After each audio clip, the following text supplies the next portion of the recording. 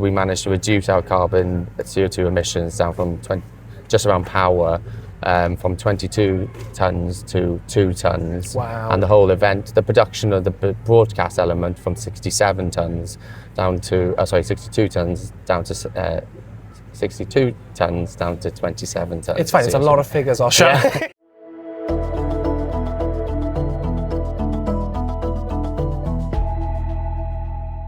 Croeso to GreenWales, the channel celebrating the people, businesses and projects building a greener, fairer Wales. Every week we speak to organisations creating real solutions aligned with the Future Generations Act and the UN Sustainable Development Goals, helping Wales lead the way in sustainability and innovation. Let's meet today's guest. We have Osian with us today. How are you, Osian? You okay? Yeah, very well, thank you. Good. Yeah, not bad. Osian is the operations director for Avanti and also the leader of this amazing Afango project. I have to be a little bit transparent here, where Afango is actually the lead sponsor for the Wales Future First episode. I've been trying to get Osian on the show for, feels about 6 months now. So definitely 5 months, but he's very, very busy. And even here up the Urdd Eisteddfod, we're on day 5, and I thought I was going to have him on day 1. So I just grabbed him to one side and said, come on, right now, come on. So we're currently sitting on the Afango battery, which is a... Do you want to tell us a little bit about it, please? So this is Nessa. We worked closely with a manufacturer to develop this system. It's a 300 kilowatt hour battery system, battery energy storage system, and the key thing is it's under 3.5 tons, so we can just support it easily. It's something that we can take to an outside broadcast, fully use our green energy tariff back at base to charge it up, and then deplete it then out on location, and changing the model of using old diesel generators or HVO generators now and moving towards battery, more sustainable power sources. Amazing, and with the Urdd Eisteddfod in question, we behind us have the S4C filming studio there, costume, makeup, we have production behind us. So what job is this doing this week? Yeah, so Afango actually started as a project funded by Media Cymru and Film Cymru around greening the screen. There were 12 projects which were supported with a grant, and we actually, it's been a full 360 moment for us in terms of last year down in Margan Park in the Eisteddfod last year. We introduced green hydrogen, fuel cells, generators, battery energy storage system, HVO generators, and we managed to reduce our carbon CO2 emissions down from just around power, from 22 tonnes to 2 tonnes. Wow. And the whole event, the production of the broadcast element from 67 tonnes down to, 62 tonnes down to 62 tonnes down to 27 tonnes. It's fine, it's a lot of figures, Osian. Yeah. It's very early, and I've not had another coffee. But it's so we changed the way we're doing the broadcasts, because we're environmentally conscious about our footprint. We have to report on it, obviously, but obviously this is the battery, and we could have just said, okay, we're just going to keep using HVO generators, and just obviously we mandated that we don't use diesel generators. So that's a positive step recently in the industry, but we want to go a step further. So we're now doing battery, incorporated it into live environments. This has done the Whisper rugby contract, so the Super Rugby contract for the last 12 weeks, but now he's come to the Urdd Eisteddfod, and he'll be hopefully going out on other projects over the summer. And then in terms of so Afango it's born out of R&D, testing and deploying it into real life scenarios, and here at the Urdd Eisteddfod. So it's brilliant that we can showcase it and actually put it into use. And the nice thing is, since being with the company, the interest in the battery has been phenomenal. I know it's literally just won an award last week, and you're having external suppliers coming in now and looking at taking advantage of this for other events, not just Avanti events. Yeah, massively. So it won the Innovation Award at the Wales Business Awards, but that's the Afango kind of concept, and it says on here we're trying to empower TV for a net zero future. Yeah. So film and TV. So, but it's also being picked up by festivals, small festivals like community festivals.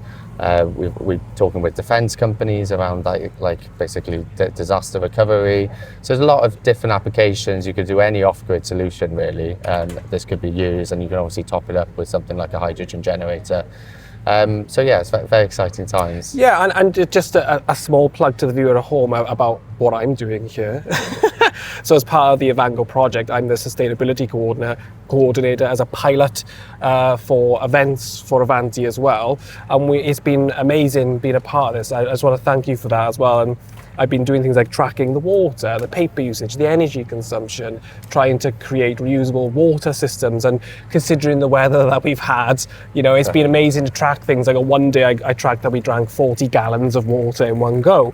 So we're getting baselines now for all these different things. So it's not just the battery, it's the way that we do things on the ground, and it's sort of taking the Albert certification to the next level where it's much more on the ground, which I think, you had a wellbeing officer last year, which again is a very sustainable thing to do. That's definitely embedded this year, and you can see people's change in their approach and their willingness to interact with a wellbeing officer. This year it's my chance to come in and be like, I'm your sustainability coordinator.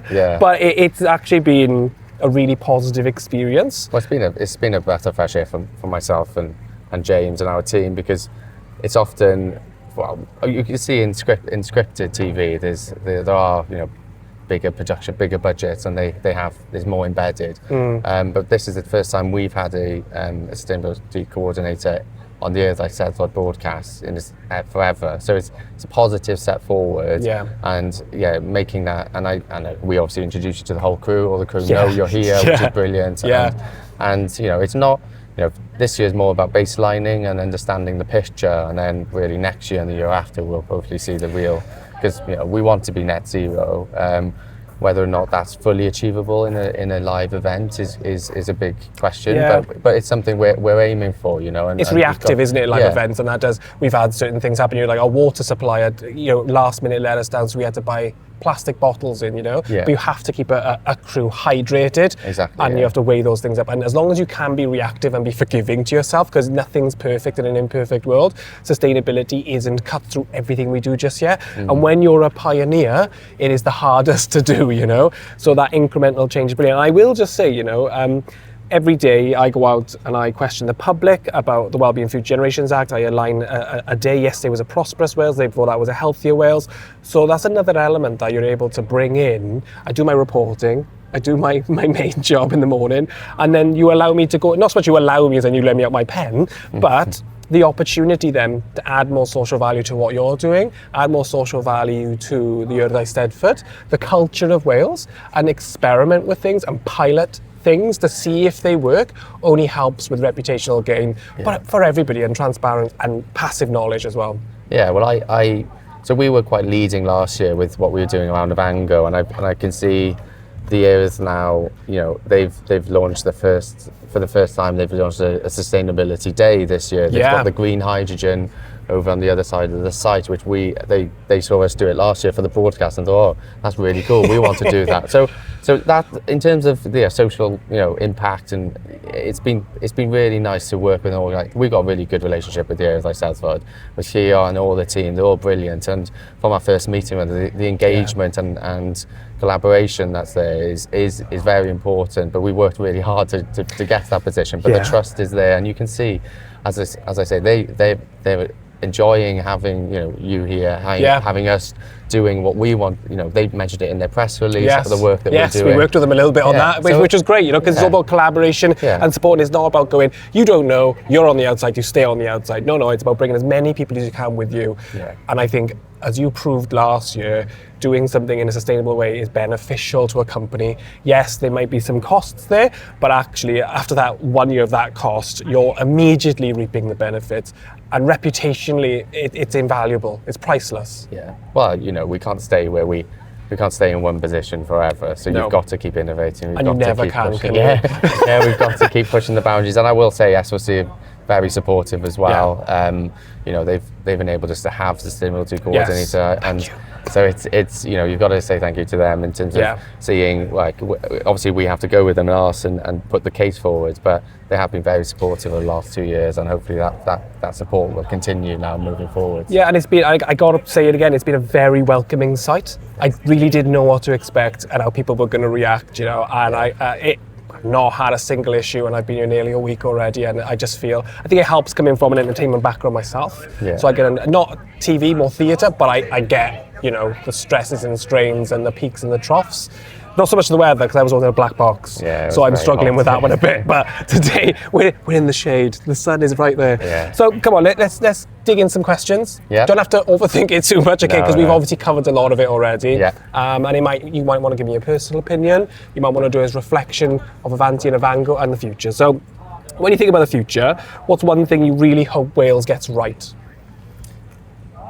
They're big questions, aren't they? I think I think Wales have been pioneering in recycling. Yes. And I think we're not world leading, but we're second in the most. I think it's like 0.2%. By just. Yeah. But I think if we can be a sustaining nation through having a variety of different power sources, solar, wind, larger scale batteries, storage systems. And that energy mix, I think, is really important for a secure future for any nation. So I think for me, it'd be, we're obviously seeing today that the price cap for energy has gone up. Yeah. And I think it's not just Wales, but the whole UK needs to wake up to, how can we be less reliant on fuel imports and become more self-sufficient? And the answer to that is green technology. For me, and it's getting So I think that's what I would like to get right. Make you feel good as well. There's been a huge spike in interest and booking of solar panel installations across the UK this year since the Iran war kicked in, and heat source air pumps. Yeah. So I think people are listening. And I live in the valleys, and before it all happened, I didn't see an electric car. Before I left, I do randomly just sort of survey when I'm driving to be like, how many electric cars will I see today? Yeah. And I am seeing more and more and more and more. Yeah. And you can just sort of see we are going that way. But obviously, the quicker we do it, the better, isn't it? Yeah. Well, these batteries are actually second life. Yes, we haven't said that, have we? Said that, which is an important part of the ecosystem, because we're not building these batteries from scratch. They are second-hand EV batteries, which is why it's even more important. Because once a vehicle is decommissioned for whatever reason, we're actually making use of recycling that battery instead of So I think and I'd just like to say though, on the EV point, we did a survey last year, and only 8 crew out of 160 crew had an EV vehicle. And we actually provided free EV charging for our crew last year. But because we saw the last year's uptake was so low, we thought we couldn't justify it's cost, isn't it? The cost. But hopefully we have a solution which can be deployed quickly in a live OB environment, so that when we think, okay, the demand, because I've had one person actually ask me, have you got any EV facilities? Well, that's good. Which is good, but I'd like to keep, we really, we do surveys before we start, and in that, when we do our reporting after, I'll be able to see how many, if that has actually grown or not. That'd be really interesting. Tracking that year on year and seeing how. It is difficult as well though, because we are in North Wales. A lot of crew are coming from south, so the range of EVs could pit people. They might have 2 cars, one's an EV, one's a petrol. Maybe they chose to bring the petrol up here this year because of the range potential issues. So I reckon if this was where most of the crew actually lived, you would have had a higher percentage. So you might get a weird figure because of where we are. Well, that's when we did the analysis in 2024, and the 62 tons of CO2 emissions. The 2 big hitters of doing live events were the on-grid power, the on-site power, and the transport. Yeah, it's We've kind of tackled that first element of doing the power, but the next bit is that transport. But it's money is tight for everybody, and and unfortunately, like we can't make people have. The hard thing is the people, and that's where we're at now. Yeah, well, we both bought our bike up here, but we've not actually, because of different safety reasons, but also because of I don't finish until after it gets dark, so I can't. And I also brought my bike all the way up here, and it had a flat tire instantly. I was like, oh god. So sometimes it's actually there's. Although you want to be more sustainable, sometimes there's things in reality that block that from happening. I will say though, I talked to a crew member this morning who did cycle I've seen the bike. I've written it into my report. Yeah. He cycles 10 miles a day, and he's doing it from today until Friday. So without us doing anything, even though we tried to do good and we kind of didn't win there are wins, and people are, and I think that's where the general population are coming with us. It's not new to them anymore, and the younger generations coming through are more eager to do things, which hopefully means transition will just be far easier as we go on. Well, we've gone from having 0 bikes to 3 bikes on site, so that's not bad, is it? It's an improvement. 300% rise. Yeah. Just got to keep that up. No flat tire next year. That's my plan. Okay. Okay, so what's a project idea or change you've seen recently that made you think we need more of this? And this might be in the projects that you're doing with Afango and the systems that you're putting in place. You might have been somewhere and seen something, but I'm more than happy for you to use this as well as an example. Oh, well, yeah. I know you want to. It's probably easier to talk about this than anything else. So I think, we've been very fortunate to be able to, with some support, acquire this.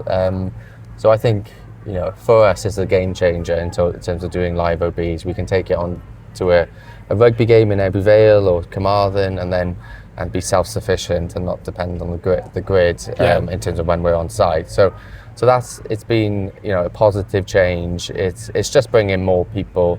It is new technology, and there is we are being a bit trailblazers. And I'm not saying we've not had any issues with this, because we have had issues in terms of the new technology, adapting it, improving it, and understanding it.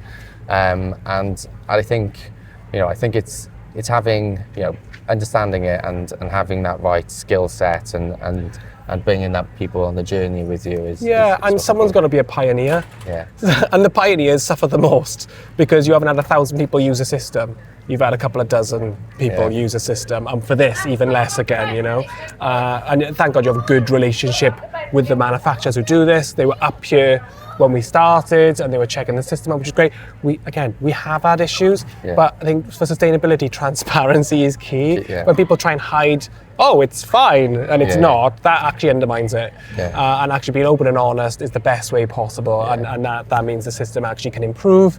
And when everybody eventually does have a variety of systems in a festival, it'll come much quicker, because the learning's out there for everybody, Yeah, and I think another one I would probably say is Labour, when they were, I'm not going to go too political, but when they made decision to kind of invest in transport links in South Wales, I think we've benefited in South Wales of. I know they're still rolling out, the Transport for Wales are rolling out, but I think it's going to reduce cars on the roads, the pollution. The walk up and go service is what they call it now. So instead of every half an hour, I'm not sure where you are, but we're in the valleys, it was every half an hour, really unreliable. They've updated the tracks, they've electrified the trains, and I think about 2 weeks ago, they then made it, and every 15 minutes, they completely changed the timetables, doubled the stock, tripled the stock, all brand new stock, tramline railways as well. So it means now you don't have to plan to catch the train.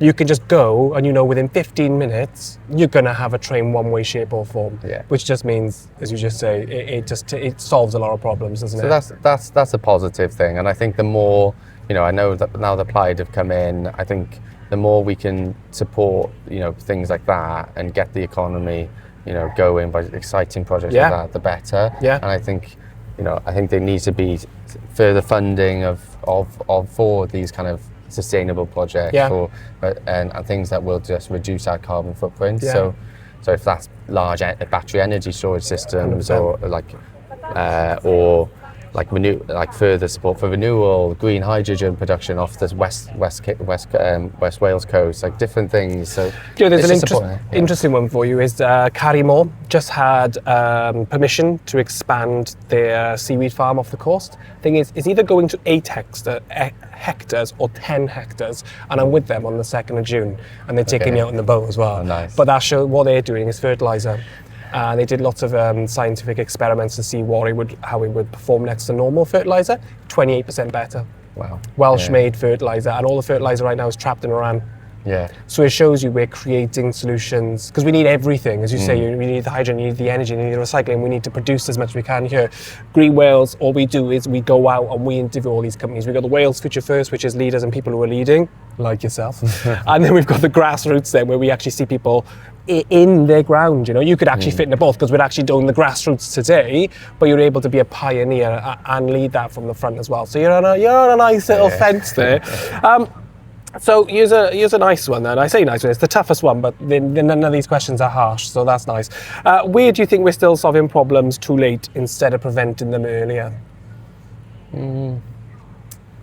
I think there's... sort of half answered a second ago because you just want... My background is I did mechanical engineering at university, and I think there's a lot of...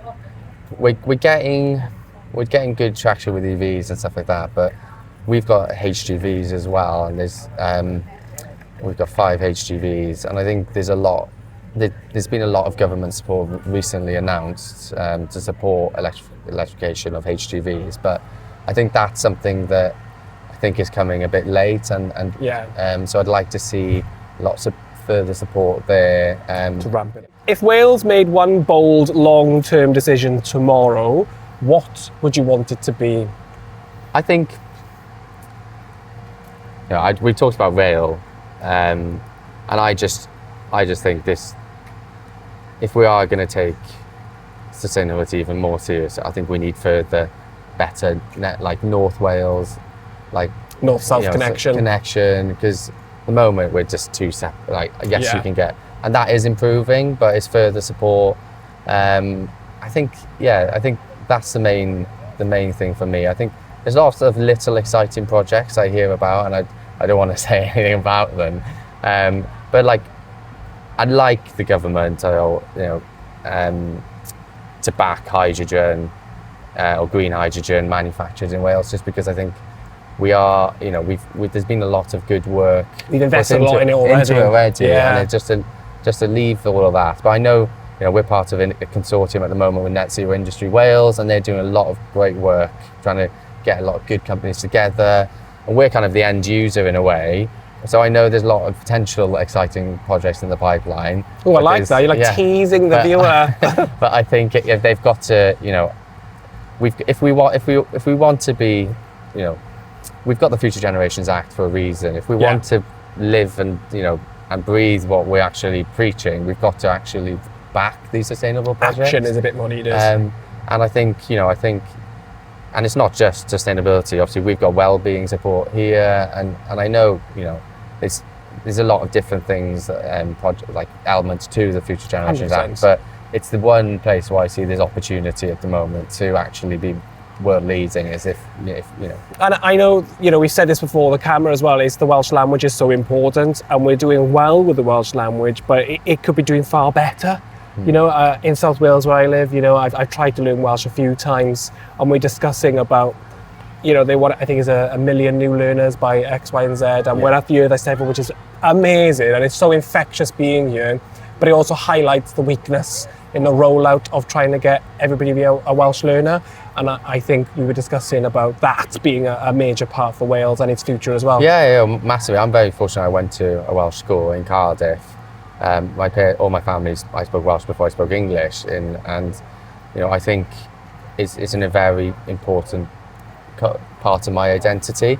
When I moved to university, I did, like, to start, I struggled a bit, but I always came back, and I spoke Welsh to my parents. I love, I'm very fortunate of being around people that speak Welsh, and I think if we are going to get to that figure, there needs to be further, as you say, further support putting into it. And it's hard to say how you do that if it's free online courses. It costs. It's an expensive thing, isn't it? Like, to fund as well. So, but I think by opening more Welsh schools and stuff in Cardiff, I think hopefully you'll start to see that go up. But you can't leave behind all the people who have obviously we're not in the Welsh school as well. Yeah. So you've got to. So what can we do beyond that? Yeah. To give, and it's not even. I think some people have a perception that if for a long time they'd be criticised if they try and speak Welsh and they're not. But I think from someone who goes to Eisteddfod, I think we're getting to a better place now where people are more accepting of people who are learning. Yes. Like the year they've got doing the Dusk Square, the Learners Day, where it's a day all about learners. It's a really nice change that's come in, like, not that long ago, and I think we've got to kind of get off our high horse sometimes and be like, anybody just, I know you asked me what does Ti'n Iawn mean, and Yeah. and it's just little things. I'm not, those, but you've seen how you saying that to people, on the side. I'm good for 90% of all conversations now. Bore da, Ti'n Iawn. Yeah, but then Bosh. I look at my wife, she's been learning now since we got together, and it's like 3-4 years, and it's like, and she's just used Duolingo as there are other apps available, but she feels frustrated. She hasn't got any Progressed. But then she comes to Eisteddfod, and she just she picks up things so in a way we have to get more people to events like this and do more Welsh language thing, because the more then you get people in an environment where they feel like they can speak Welsh. And I think that's a really important point you just said, because I would love to speak Welsh, and I've always said it's exposure to the Welsh language is what gets you there. I've done the Duolingo thing myself. I've tried 3 times, and I always get to a certain point, but the next stage is literally I need people around me speaking Welsh, and that's what's been nice spending time with Avanti when I'm in the office. Is a lot of both languages going on, and that's great, because I'm like, right, the reality of speaking Welsh is different to the app teaching you how to speak it, Yeah. And being on site here, I said in one of the posts, it's really infectious. It's really, because it feels really supportive, the Welsh language here. I don't feel like an outcast. I don't feel like I'm on the outside. I feel as long as you're up for learning and up for the Welsh culture, which I think is a given when you're at the earth, then people are totally welcoming in, And my first Eisteddfod I ever went to was only like 3-4 years ago, because I felt a bit excluded, because I was Welsh through and through, but I was very English as in my language. But since I went to the one in Pontypridd, the main Eisteddfod, I took my daughter then to the Urdd last year in Markham Park, and I'm here this year. And now I feel it's a part of my culture now, which is great. So I think it is happening. So let me wrap this up. Thank you as well. No problem. If you were to send me to see another project, it could be a project, a person, a company, anything like that that's aligned to the Wellbeing Future Generations Act of Wales, that you want me to go and interview like I've done with you, who would you like me to go and see? And it can be grassroots, or it could be Wales Future First. I would probably say go and see a hydrogen company, because there are lots of companies, and they don't get a lot of. I feel like it's not like there's. I don't know them that well, but there's dolphin hydrogen. We worked with Proteum in on the other side of last year. There's loads of different a hydrogen manufacturer. I've planned to go and see one. Okay, there you go. So thank you for that. And then I think we're part of Green in the Screen cohort. I think there's good projects on that. Okay. That I just recommend you go and see them. So Green in the Screen can be on the Wales Future First, because they're leaders and they're funding and they're supporting. Yeah. And then they can send me on the grassroots. Yeah. And I think they're the ones I would say. Yeah, great. That's perfect. Because that's what I would like to see. That's what this is all about, is showcasing the amazing things going on in Wales, and then hopefully giving access to everybody else all over the world, and then they can not so much copy paste, but collaborate with us, learn from us, and hopefully drink it all in for themselves as well by sharing that knowledge, because knowledge is power, and the more we get with the sustainability and the Future Generations Act and other countries doing it as well, then we're on to a winner. Now I've got a present for you. Oh, have you? Yeah. Yeah. You've never had a present off me, have you? Don't look. It's not a bouquet of flowers. So, everybody who comes on the channel gets a little GreenWales pin badge. Oh, lovely. There you go. So now you're part of the collective. Yeah. So the collective is everybody who's been on the show is part of the collective, and it's people who are doing things on the ground that are actually achieving things for Wales in a sustainable way in the Wellbeing Future Generations Act of Wales. So you're now part of that, and you'll be part of something called the Collaboration Station, which goes out every single quarter, where GreenWales acts as a connector, and we try and connect people together, supply chains, charities, projects, anything that's been on here. We act as a connector to try and help people make those connections. So you might want a green supplier for something in the future. Hopefully the more I interview, the more I go out there, we'll get bigger and bigger and bigger, and there'll be like a catalogue of people to choose from. So you're part of that as well. Brilliant. Thank you very much. My pleasure. Thank you. Thanks.